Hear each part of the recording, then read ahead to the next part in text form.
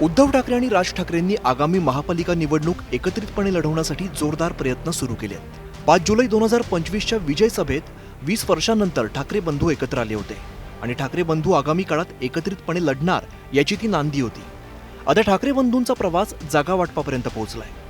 मनसेला मवियत घेण्यासाठी काँग्रेस सकारात्मक नसली तरी उद्धव ठाकरेंनी त्यासाठी प्रयत्न सुरू ठेवलेले आहेत। आधीच्या चर्चेत दोन्ही ठाकरेंच्या नेत्यांमध्ये जागा वाटपावरून तिढा निर्माण झाला होता। त्यामुळे तोडगा काढण्यासाठी उद्धव ठाकरे शिवतीर्थावरती राज ठाकरेंच्या भेटीला पोहोचले। दोन्ही पक्षाच्या नेत्यांनी जागा वाटपाच्या बैठकीत कोणत्या मुद्द्यांवरती चर्चा केली ते ग्राफिक्सच्या माध्यमातून समजून घेऊया। उद्धव ठाकरे राज ठाकरेंनी मुंबई महापालिका एकत्र लढवण्यावरती चर्चा केली। मुंबई महापालिकेत मनसेने 80 ते 100 जागा मागितल्याची माहिती सूत्रांनी दिली आहे। मुंबईत मनसेला महत्त्वाच्या जागा हव्या। 2017 नुसार जागा वाटप व्हावं असं ठाकरेंच्या शिवसेनेचं मत आहे।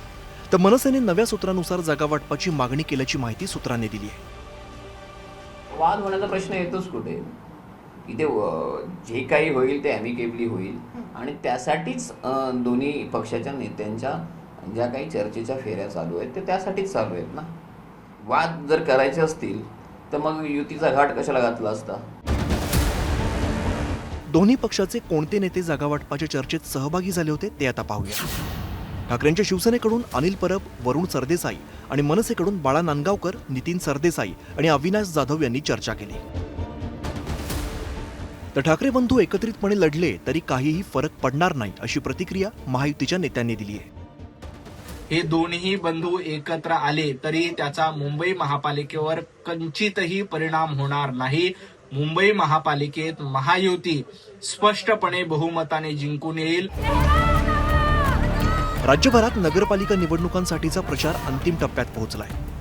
सर्वच पक्षांचे नेते प्रचारासाठी वेगवेगळ्या भागात फिरतायत। तर ठाकरे बंधूंनी महापालिका निवडणुकीच्या दृष्टीने मोर्चे बांधणी सुरू केली आहे।